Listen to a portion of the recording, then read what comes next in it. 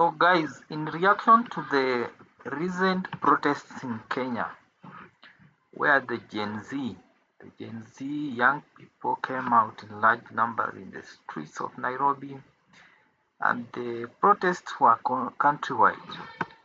President Ruto yesterday came up with the budget cuts of 177 billion. So here is a summary of what is entailed in this new move by the president. So the first area where he is proposing to cut the budget is the suspension of the office of CAS. President Ruto had given the indication that he was going to appoint some people in positions of CAS. CAS means Chief Administrative Secretary, where people like Isaac Mwaura, Millicent Omanga were supposed to be appointed. So the president has scrapped off this position as part of his austerity measures. Number two, the president has made a decision that 48 state corporations with overlapping functions, they will be dissolved. So we are going to have some reshuffles within ministries. It means that some ministries with overlapping functions, maybe let's say if it is the transport ministry or the water ministry that has overlapping functions with the land ministry, they will be dissolved so that we have a more lean government. So we'll have people being transferred. If you are working in government and your ministry has been dissolved, you will be transferred from one building or one office to another. Number three, the president has decided to reduce the number of advisors by 50%. Apparently, the president has so many advisors, including people like Dr. or is it Dr. or Mr. D.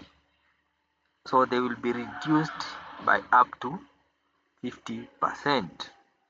Number four, removal of budget for the first lady and the second lady. This is one of the areas that people have really talked about on X.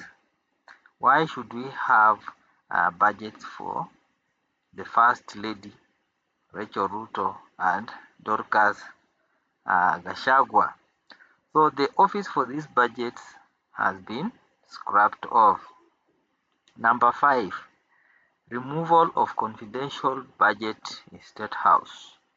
What is confidential budget? If you know what is confidential budget, maybe you can help me explain this one. Number six, reduction of renovations by up to 50%.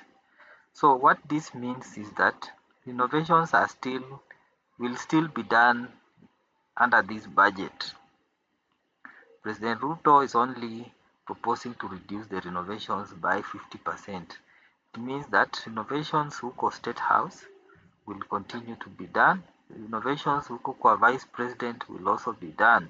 And this is something that Kenyans have been talking against. They don't want this whole issue about renovations.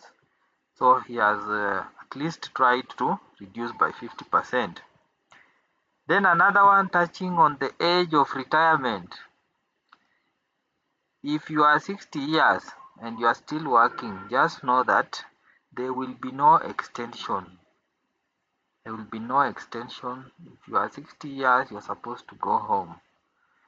No extension past 60 years. Number 8, purchase of motor vehicles has been suspended for 12 months except for security. This means that only the army and the police will be allowed to buy new vehicles for government. Number 9, suspension of all non-essential travel. The president is proposing that all non-essential travel by government or civil servants has been suspended. This one looks ambiguous because we don't know which one is essential and which one is non-essential. Then number 10, no state officer or public servant will participate in Harambees. This one is interesting. I think it came from the likes of Sudi who were seen flaunting millions, 20 million and something like that. So the president had decided to scrap off mambo ya Harambee. Then finally, the Attorney General will submit a law to effect this decision on Harambees, this suspension of Harambees and philanthropic or charitable ventures. So what do you think? Do you think the president has survived this crisis or this storm? Will these austerity measures bring us what we want in our economy? Will life change with these austerity measures? This report has been compiled. The source of this information is Daily Nation. So thank you so much. You can share this with your friends and loved ones. And thank you so much, and I'll see you in the next video.